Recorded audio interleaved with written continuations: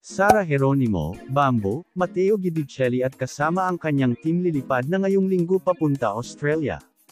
Hello mga ka-popsters, ang aming channel ay nag-a-upload ng mga latest, trending at iba pang updates tungkol kay Sara Geronimo. Kung gusto mong nakakapanood nito, please consider to subscribe upang mas updated ka sa mga bago naming videos. Trending sa lahat ng social media ang latest picture ng mag-asawang Sara Geronimo at Matteo Guidicelli.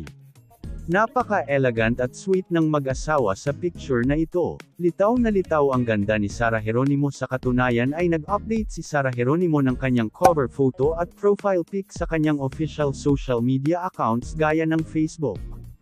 Samantala, trending this sa online music platforms ang performance at music video ni Sara Geronimo sa Billboard Philippines as official Pinay Singer Ambassador ng Billboard PH and as a Women of the Year awardee. Kinanta ni Sara ang kanyang trending hit na Dati-Dati at Alam. Lubos din pinag-usapan ang kanyang pang-international na suot sa music video na ito. Samantala, ngayong August 7 release ng Viva One ang official trailer ng Ashbo concert under Viva Films and Viva Management.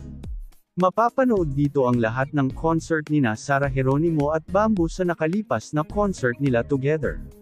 Malaki kasi ang naging impact at pagtanggap ng mga tao sa tandem ng dalawang icon na ito at umabot na sa ibang bansa ang pagtangkilik sa Ashbo. Ngayon linggo naman ay nakatakdang umalis ng bansa sina Sara Geronimo at Bambo kasama ang kani-kanilang team patungon sa bansang Australia para paghandaan ang paparating na concert ng Ashbo doon ngayong August 9 at 11.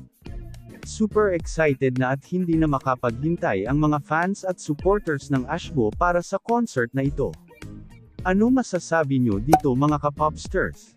Please hit the like button, share and please consider to subscribe our official YouTube channel para updated ka sa mga latest news tungkol kay Sara Geronimo.